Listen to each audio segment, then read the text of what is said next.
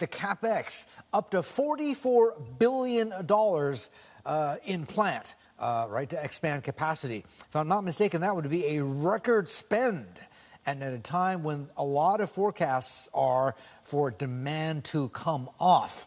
But TSMC is betting the other way. What does it know that everybody else doesn't? Well, keep in mind that industry is cyclical growth. I think TSMC, along with the rest of the semiconductor industry, is preparing capacity, trailing edge, leading edge. But to some extent, nobody knows about end market demand, let's say 9, 12 months from now. Right now, everyone is carrying extra level of inventory.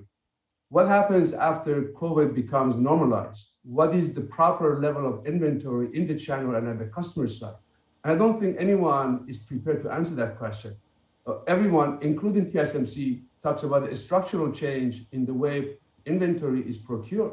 But I question that statement. Post-COVID, I think every company will be pressured to better manage working capital, including inventory.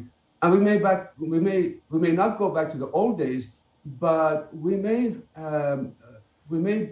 be focused on reducing inventory. And I think that's where the risk is.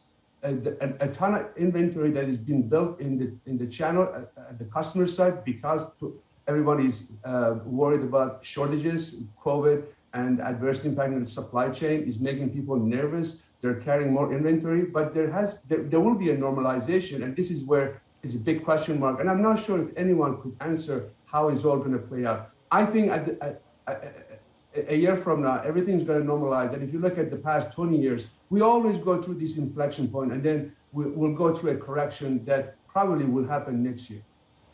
All right, Mehdi, I want to note a couple of things. Your price targets on TSMC, $130, and NT, $680. So we're roughly around about there.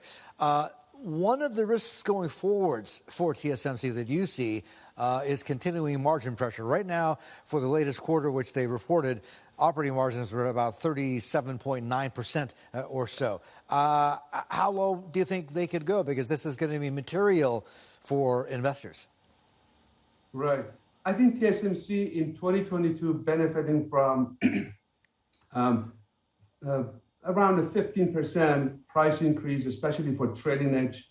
That's incremental to gross margin. And then remind you that the hyperscaler demand right now is focused on 5 and 7, where margin profile is more attractive.